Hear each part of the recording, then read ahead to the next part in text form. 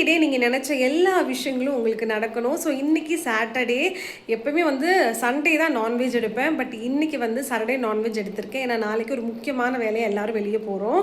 So நம்ம வீட்டில் சனிக்கிழமை என்ன சாப்பாடு பார்க்கலாமா? இன்றைக்கி மார்னிங் டிஃபன் எதுவும் சமைக்கலை. ஸோ காலையிலைக்கு மத்தியானத்துக்கு சேர்த்தே சமைச்சாச்சு. சுட சுட சாதம் வச்சுருக்கேன்.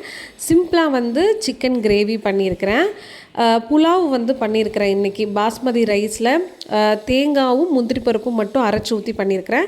ஸோ இதுக்கு வந்து தண்ணி எதுவும் ஊற்றாமல் இருக்கணும். அப்போ தான் டேஸ்ட் ரொம்ப நல்லாயிருக்கும். வேணுங்கிறவங்க வேணால் சொல்லுங்கள். ரெசிபி வேணால் நெக்ஸ்ட் டைம் ஷேர் பண்ணுறேன்.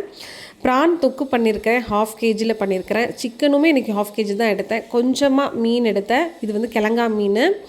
இன்றைக்கி இது தான் ஃப்ரெஷ்ஷாக கிடச்சிச்சு. ஸோ மீன் மோஸ்ட்லி வந்து சீ ஃபுட்ஸ்னால் ஃப்ரெஷ்ஷாக வாங்கிக்கோங்க.